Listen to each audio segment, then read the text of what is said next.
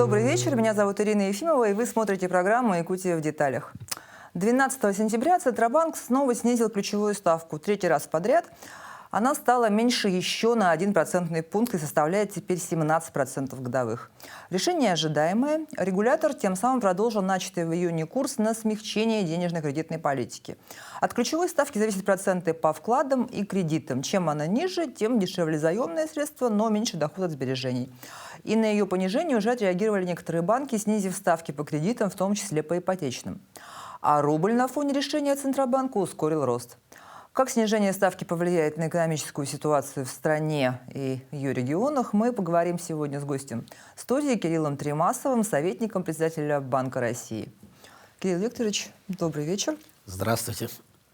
Ну, во-первых, с приездом в Якутск. Мы с вами перед эфиром немножко начали разговаривать, и вы мне сказали, что не всегда понижение ставки по кредиту следует за понижением ставки Центробанка. Расскажите, почему? Совершенно верно. Это вот действительно нюанс, который, может быть, не всегда понимает и бизнес, и домохозяйство. Очень часто звучит, особенно со стороны бизнеса, что пусть, дескать, Центральный банк снизит ключевую ставку, от этого сразу станут дешевле все кредиты, ну и будет всем счастье. Так это не работает. Ставка по кредиту – это в первую очередь инфляция. Вот вы сами, приходя в банк, разместить деньги на вклад. Вы же учитываете не только ту ставку, которую вам дает банк, но очень важны инфляционные ожидания, которые есть у вас в голове. Если, например, банк вам предложит 10% по вкладу, а вы ожидаете, что цены вырастут на 15%, вы же вряд ли разместите эти деньги во вклад. А те вклады, которые у вас есть, вы можете даже закрыть и изъять деньги, потому что вы понимаете, что в такой ситуации ваши деньги каждый год будут терять покупательную способность. Инфляция будет съедать ваши сбережения. Вот, поэтому уровень ставок в экономике, он зависит от инфляции, инфляционных ожиданий. Мы же, меняя уровень ставки, ключевой ставки, добиваемся того, чтобы инфляция была низкой.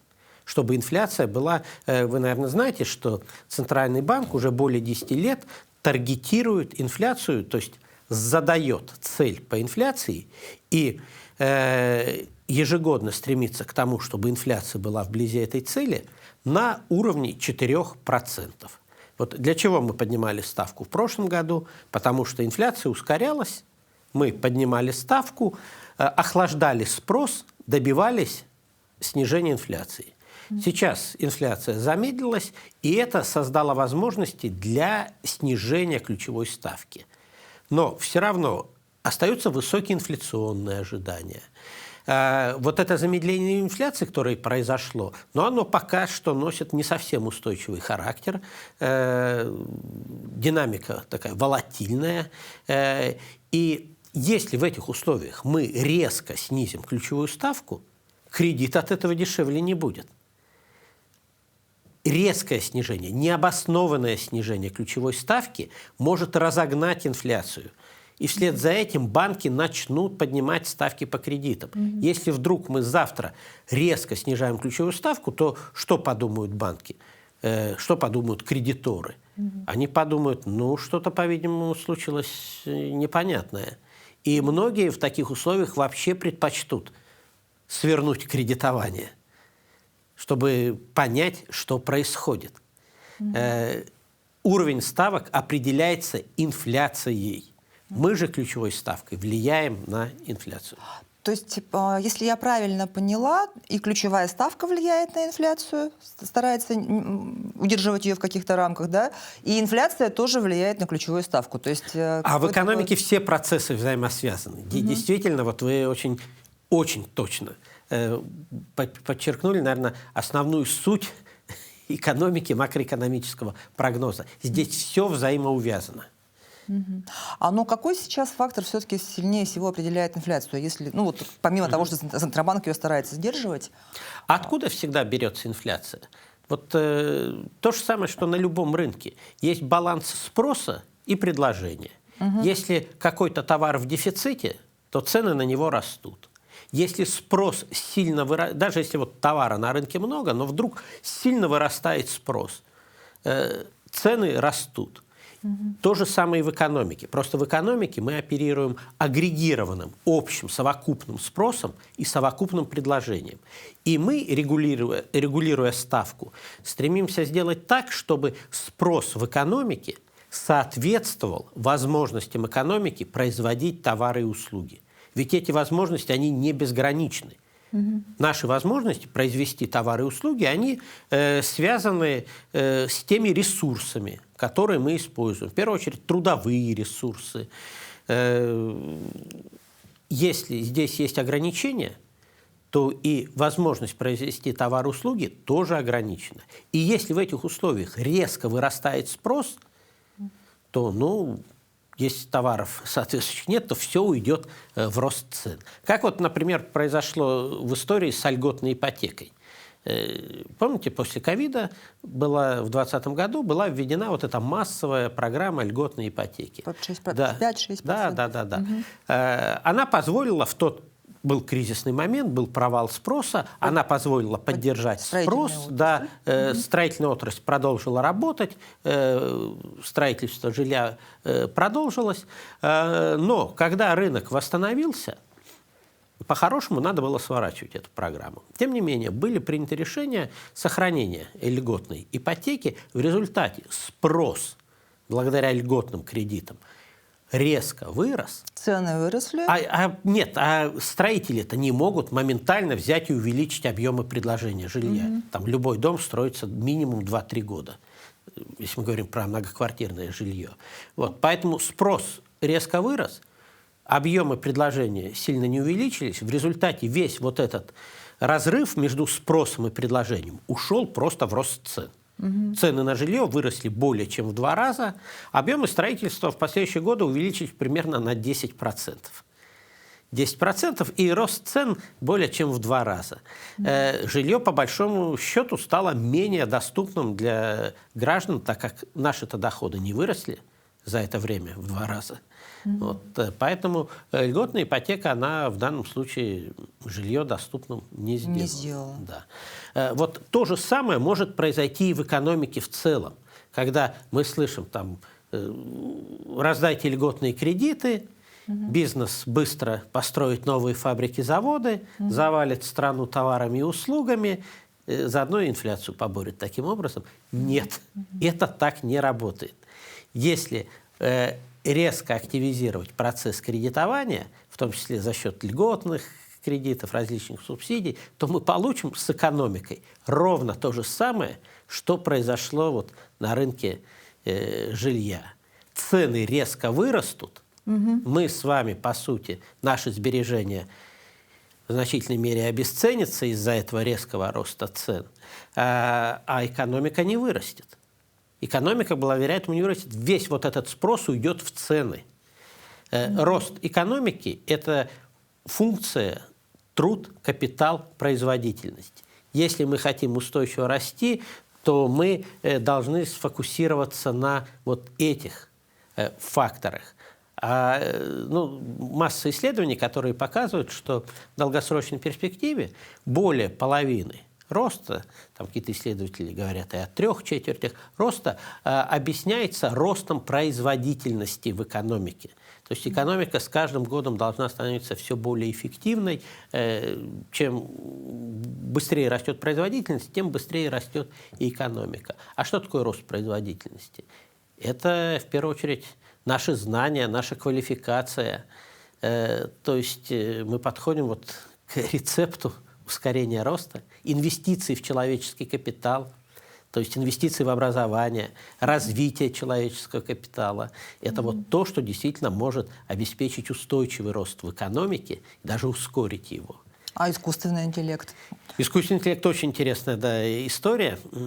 Понятно, что сейчас мы переживаем период такого хайпа в отношении искусственного интеллекта. И ну, даже складывается впечатление, что в этом сегменте, может быть, надуваются какие-то такие финансовые пузыри, особенно ну, на нашем рынке компаний, работающих с искусственным интеллектом, их нет, но, вот, скажем, на американском рынке, где много компаний заявили о себе как о создателях искусственного интеллекта, вот те компании, которые вовлечены в этот сегмент экономики, ну, в отношении них есть вот такой очень сильная эйфория. Царит очень сильная эйфория. Завышенное ожидание. Завышенное ожидание, да, завышенное ожидание. То, что искусственный интеллект действительно сейчас как-то сильно преобразит нашу жизнь. Я думаю, так и произойдет, вопрос времени. Вот есть подозрение, что сейчас, возможно, мы находимся в периоде вот такой избыточной эйфории, завышенных ожиданий. И отдача от искусственного интеллекта, то есть экономический эффект от внедрения искусственного интеллекта, он, может быть, сейчас переоценивается. Он точно будет, но может быть растянут на более длительные сроки. Вот. А может быть, я ошибаюсь. Может быть, это произойдет и быстрее. Но то, что искусственный интеллект – это тема, повышающая производительность труда, это тема, которая создает возможности для экономики, для экономического роста, ну, мне кажется, это очевидно. А предстоящий рост минимальной оплаты труда, который с января у нас предстоит в стране, вот он повлияет на инфляцию? Ну, он происходит регулярно. Вот. Влияет на инфляцию на самом деле совокупный спрос, вот о чем мы сегодня говорили. А спрос он берется откуда? Ну, от покупательской способности людей, нет? Покупательная способность людей от чего зависит? От роста доходов. И еще один фактор поддержки спроса – это кредит. Вот. У нас основной вклад в рост спроса в последние годы вносил все-таки рост доходов. Те темпы в структуре доходов домохозяйств, зарплаты более 2/3. Вот, примерно 2/3 наших доходов домохозяйства – это наши зарплаты. Зарплаты как наемных работников. Ну, у кого и 100. Вот эти, я в целом говорю по экономике, нет, есть же еще там пенсии, различные социальные трансферты, есть доходы от собственности, есть доходы от предпринимательской деятельности. Поэтому вот в целом на макроуровне зарплаты определяют 2/3 доходов населения. А зарплаты в последнее время росли очень быстро. В прошлом году в среднем по стране это было 19%. В этом году по итогам 7 месяцев это 15%. То есть по итогам полугодия. То есть обгоняет инфляцию, да, получается, сильно, рост зарплат? Сильно обгоняет инфляцию, рост зарплат. Такой ситуации мы действительно давно не наблюдали. Это последний раз было, наверное, в середине нулевых, когда вот так быстро росли доходы населения. И эта ситуация, она действительно является проинфляционным фактором. Ведь что мы все хотим, чтобы зарплаты росли. Конечно, мы все хотим быть богатыми и здоровыми.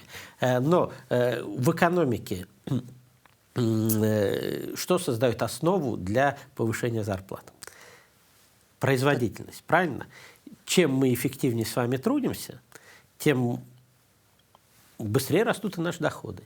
И для предпринимателя, для акционеров компании, они когда могут повышать зарплату сотрудникам? Когда у них прибыль, когда у них производительность растет, да, соответственно, прибыль. Совершенно верно, когда эти сотрудники начинают больше производить. Вот. Если сотрудники становятся более производительными, то и, да, можно повышать зарплату, но в пределах этой производительности. Если же компания повышает зарплату темпами быстрее, чем растет производительность, из года в год, ну, долго такая компания не протянет. Правильно? Потому что рост зарплат съест всю прибыль и уведет эту компанию в убытки.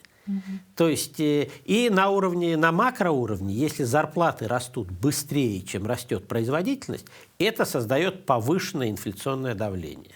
В экономике требует мер денежно-кредитной политики. Подождите, но если мы говорим о бюджетниках, например, учителя, врачи, У них же зарплаты должны...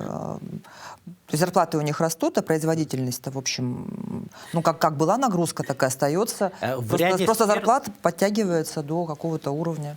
Да, в ряде сфер, особенно в про сфере... майские указы, вот я говорю, президент, да. те сферы, которые он особенно в сфере услуг, действительно, повышение производительности, оно ограничено. Не только касается учителей, вот что касается учителей, то здесь наоборот, развитие новых технологий, наверное, позволяет учителю более эффективно распоряжаться своим временем и доносить знания до большего количества учеников. Но вот есть, например, такие сферы, сферы услуг, где вот повысить производительность, ну, точно невозможно. Ну, например, квартет не сможет сыграть симфоническое произведение втроем и не может сократить время на то, чтобы сыграть это произведение. Поэтому, ну и таких примеров тоже можно придумать много. Да, в сфере услуг возможности повышения производительности, они ограничены. Но что касается производства товаров, то вот здесь эти возможности по большому счету безграничны. Вот, и возможность повышать эффективность, она достаточно высокая. Ну а что касается зарплат бюджетников, то здесь их зарплаты зависят уже от возможностей экономики обеспечивать, собственно говоря, покупать эти услуги. Ведь на самом деле, когда мы говорим про бюджетников, там, врачей, учителей, что происходит? Общество покупает услуги у этих граждан. Но, кстати, у них есть у многих и выбор всегда. Что касается учителей, то сейчас же очень много появилось возможностей для учителей в части репетиторства с появлением различных платформ. Вот, те же учителя имеют много возможностей зарабатывать, живя в Якутии, работать по всей стране. Вот растущий тренд на образование, на образовательные услуги. Ну, это, кстати, да, вот еще одна из интересных особенностей современной экономики. В современных экономиках растет доля услуг. И вот спрос на образовательные услуги, он один из самых устойчивых.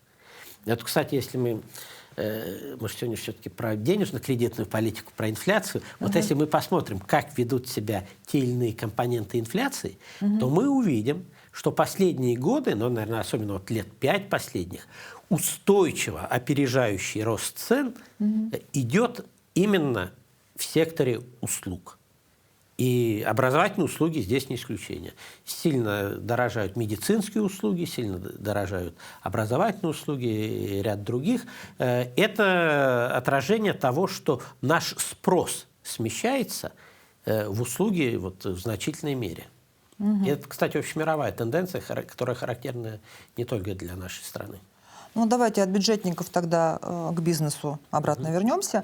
Как денежная кредитная политика влияет на малый и средний бизнес? Я знаю, что вы встречались уже с предпринимателями в Якутске. Да. Вот. Какие у них ожидания? О чем вы разговаривали? Знаете, здесь не только в Якутске, мы же на самом деле бизнесом находимся постоянно в диалоге, и у нас уже более четверти века есть такой очень важный, полезный для нас инструмент, который мы используем, это опросы предприятий. В наших опросах задействовано более 15 тысяч предприятий по всей стране, в том числе и в Якутске, и во всех регионах. Причем все регионы, все отрасли. 15 тысяч – это очень большая выборка. И мы на ежемесячной основе спрашиваем бизнес, что происходит с их текущей деятельностью, что происходит с их ожиданиями. Вот. И особенность последнего года, она заключается в том, что вот, экономика действительно в этом году замедляется. Мы 2 года росли очень быстро, опережая возможности по сути, нашей экономики. Более 4% рост был и в 23-м, и в 24-м. В этом году экономика замедляется, рост, наш прогноз в пределах 1-2% будет по итогам этого года. И вот это замедление, оно отражается и в вопросах. Мы опрашивая предприятия, видим, да, что многие заявляют о том, что объемы производства уже так быстро не растут, где-то даже подсократились. В целом вот очевидный тренд на замедление. Но это вот почему замедление? Это эффект от санкций догнал? Или... Сейчас я расскажу, но заодно и вот отвечу на ваш вопрос, касавшийся ожиданий, что бизнес ожидает. Вот вторая интересная особенность этих опросов, что несмотря на некоторое замедление текущее, бизнес сохраняет очень высокий уровень оптимизма. Вот те вопросы, которые касаются того, что будет завтра, они, большинство ответов крайне позитивны. То есть уровень оптимизма у бизнеса сохраняется очень высоким. Это очень хорошо. Это хорошо, да, это хорошо. А почему происходит замедление? Ну, это возвращение к норме. Ведь, понимаете, любая экономика, она не может, она работает в условиях ограниченных ресурсов. Именно вот эти ресурсы, труд, капитал, динамика производительности определяют устойчивый рост экономики. В каждой стране он разный. Очень сильное влияние на этот рост оказывает демография, например. У нас она отрицательная, то есть это то, что сдерживает рост экономики. Вот когда там приводят, например, некоторые развивающиеся страны, что, дескать, они очень быстро растут, почему мы не можем расти так же? Ну, смотрите демографию. Вот, если количество людей в экономике сокращается, то, соответственно, экономика не может так быстро расти уже. Оценки с какими темпами? Ну, вот, если мы, например, посмотрим на американскую экономику, как она росла 150-200 лет последние. Есть достоверная статистика за этот период. Она показывает, что экономика росла со средней скоростью 2% в год. Вот, эти темпы характерны и для европейской экономики там, последние 100 лет. Вот, для российской экономики тоже оценки очень близкие. То есть вот, эксперты, какие-то консенсус оценки рыночной, они сходятся скорее к 1,5%, но вот наша оценка 1,5-2%. Это вот устойчивый рост, с которой российская экономика может расти с учетом тех ресурсов, которые у нас есть.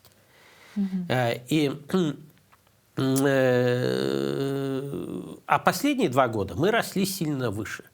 Мы росли со скоростью более 4% в год. Экономика оказалась в состоянии перегрева. Безработица упала до минимума исторического. Сейчас в целом по стране уровень безработицы 2,2%. Ни одной крупной страны в мире нет, кто бы жил с такой низкой безработицей. Такая низкая безработица – это индикатор того, что свободных рук в экономике в принципе нет. Они закончились. Вот. И сдерживает рост не высокая ставка. Рост сдерживается ограниченностью ресурсов. Мы уперлись, в какой-то степени уперлись в предел по использованию тех ресурсов, которые у нас есть. Поэтому сейчас... В том числе, прежде всего, человеческих. Я правильно понимаю, да, что мы в демографическую яму просто начинаем упираться? Ну, это один из факторов, но вот другие факторы, они же тоже вот сразу, те же вот средства производства, там, новые фабрики, заводы, это же тоже, что вот моментально не появляется. Вот. Сейчас уровень загрузки мощностей в целом по экономике очень высокий. Вот наши опросы показывали еще, что до недавнего времени уровень загрузки превышал 80%. Там, в предыдущие годы это было где-то на уровне 60-65%. Вот. 100% загрузки никогда быть не может, потому что бизнесу всегда нужны резервы. Такое просто быть не может. И сейчас, да, уровень загрузки немножко снизился, то есть экономика немножко начинает приходить в норму, возвращаться вот на эту устойчивую траекторию. Мы не добиваемся того, чтобы экономика, там, не дай бог, упала, там, доходы сократились. Нет. Но 2% это нормальный рост. Да, мы стремимся к тому, чтобы экономика вышла, вернулась вот к этому нормальному тренду, находилась на этом нормальном тренде. Если мы хотим расти быстрее, Денежно-кредитная политика здесь... Единственное, чем может помочь здесь денежно-кредитная политика, это обеспечить ценовую стабильность. Потому что ценовая стабильность, низкая инфляция, это значит низкие риски, это значит низкие процентные ставки. Вот наша роль денежно-кредитной политики в обеспечении устойчивого роста – это создать вот эту стабильность. Стабильная ценовая среда создает условия для... Мы об этом сегодня с вами начинали с этого. Вот. Хотим низкие ставки, хотим низкую дешевую ипотеку, не льготную. За льготы всегда кто-то платит, это же не бесплатный сыр. Вот. Это, по сути, перераспределение. Да? Любые льготные программы, кредиты – это, по сути, просто перераспределение. Причем не всегда от неэффективных эффективным. Очень часто такое перераспределение, наоборот, идет в сторону неэффективных предприятий. И в итоге такое перераспределение приводит к замедлению роста экономики, к снижению ее потенциальных темпов. Потому что льготы, субсидии достаются не самым эффективным предприятиям и бизнесам. Ну, не знаю, нашей строительной отрасли дальневосточная ипотека очень помогла. 2% льготная, которая... Ну, вот, а на уровне России мы с вами уже обсудили, к чему привела вот масштабная программа льготной ипотеки. Хорошо. А вот это вот инфляционный таргет 4%, про который вы говорили, который стараетесь держать, обсуждается возможность его менять или... Мы об этом, да, обсуждается. И мы это не скрываем. У нас в 2023 году был обзор денежно-кредитной политики, который мы широко так представили во всех регионах, провели общественные консультации. Вот это несколько десятков исследований по различным темам, касающимся денежно-кредитной политики. По сути, мы отвечали на вопросы относительно того, как мы таргетируем инфляцию. Вот уже накоплен определенный опыт, и мы задались вопросами, правильно ли мы все делаем. Может, где-то что-то надо подкрутить, поднастроить, изменить какие-то параметры. И один из ключевых параметров – это, естественно, цель по инфляции. Поэтому в одном из исследований мы поставили себе вопрос, правильно ли мы выбрали цель, и не стоит ли ее поменять. Вот. И результаты наших исследований, они показали, что в момент перехода к таргетированию инфляции, напомню, мы ее таргетируем с 2015 года, цель была выбрана правильно. Она соответствовала тем параметрам экономики, которые у нас были в тот момент. Но за период с 2015 по 2021 год включительно, а вот это исследование, оно заканчивалось 2021 годом. Вот. Экономика стала более устойчивой, снизился уровень странового риска, было введено бюджетное правило, которое снизило нашу чувствительность к внешней конъюнктуре, к ценам на нефть. То есть мы стали более устойчивыми, более стабильными. И это создало условия для того, чтобы мы снизили цель по инфляции. Вот наш вывод был в том, что к концу 2021 года в экономике сложились условия для снижения цели по инфляции. Вот. Произошедшие потом события сделали этот вопрос менее актуальным, но мы обязательно будем к нему возвращаться в будущем. После того, как инфляция вернется к цели, мы поживем несколько лет с ценовой стабильностью, мы будем возвращаться к вопросу снижения цели по инфляции. Но пока волноваться нечего. Вот точно, что я могу сказать, мы не будем рассматривать повышение цели. Потому что 4%, на наш взгляд, это некий такой пограничный уровень, когда люди еще могут ощущать ценовую стабильность. Более высокая цель, более высокая инфляция – это потеря вот этого ощущения ценовой стабильности. Поэтому в будущем мы будем рассматривать возможность снижения цели по инфляции, но повышения в повестке дня стоять не будет. А повышение НДС, вот сейчас, которого мы сейчас ждем, да, он ведь тоже взвинтит цены? Но у нас была эта история в 2019 году. Я напомню, что с 2019 года НДС был повышен с 18 до 20%. Мы тогда не увидели значимых инфляционных эффектов. Более того, в 2019 году, тот год мы завершили сильным отклонением от цели по инфляции, но вниз. В тот год инфляция, то есть наоборот замедлилась инфляция. В тот год инфляция замедлилась, и это было ниже 4%. 10%, который является целью по инфляции. Поэтому здесь нужно анализировать в комплексе, смотреть, как в целом бюджетная политика меняется.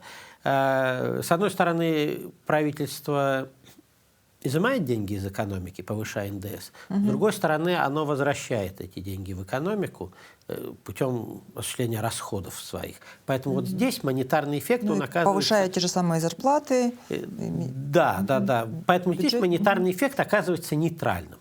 Взяли, отдали. Но есть масса нюансов, которые, да, надо анализировать. Один из таких нюансов – это то, что можно назвать вторичными эффектами или эффектами, связанными с инфляционными ожиданиями. Вот, да, так как эти издержки, они перекладываются в цены, то это может способствовать росту инфляционных ожиданий.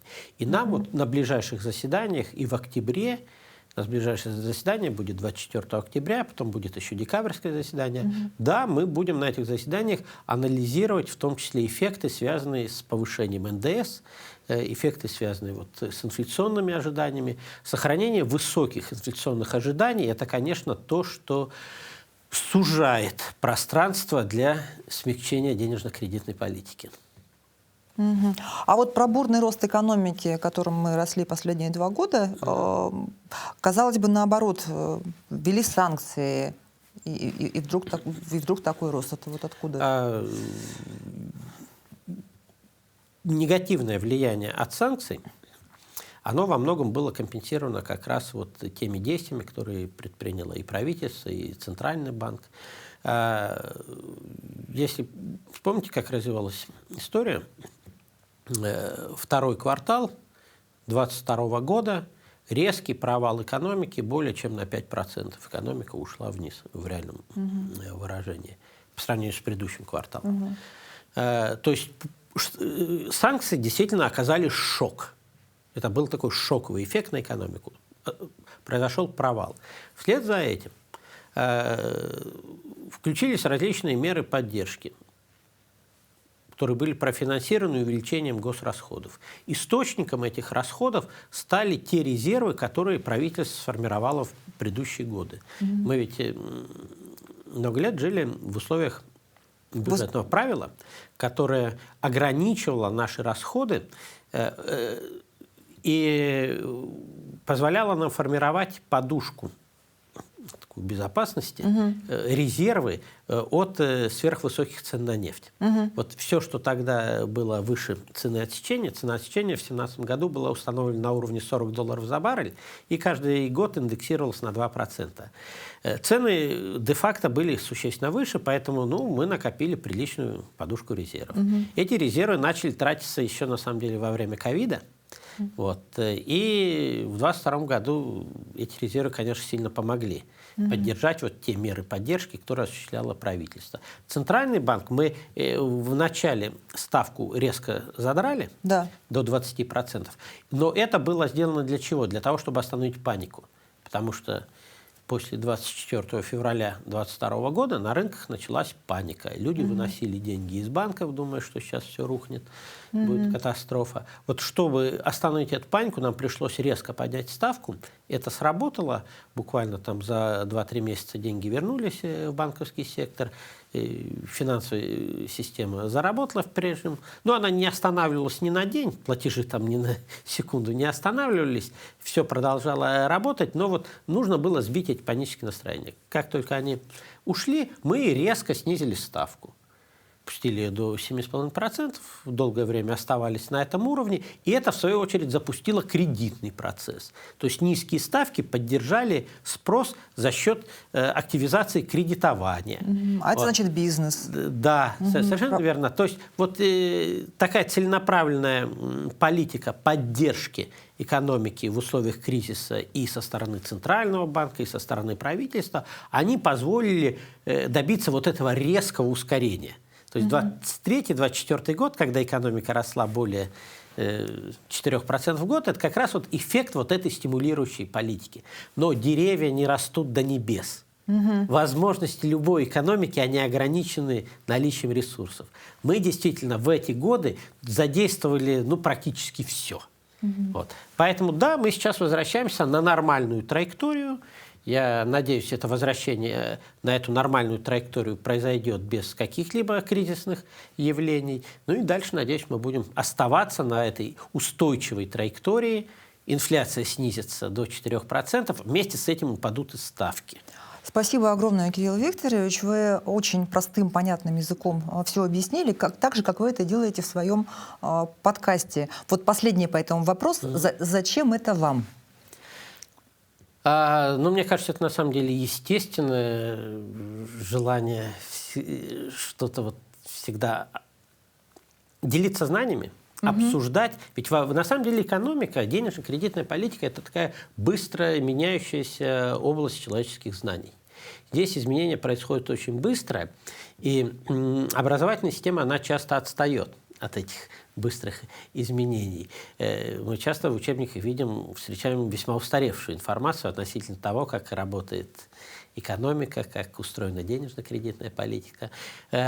Вот Центральный банк для нас, чтобы денежно-кредитная политика была эффективной, чтобы нам было проще достигать целей, нам очень важно, чтобы общество доверяло проводимой денежно-кредитной политике.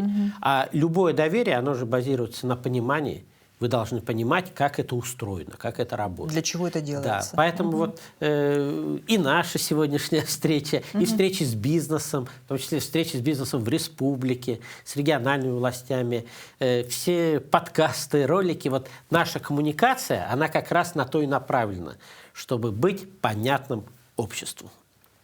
Спасибо большое.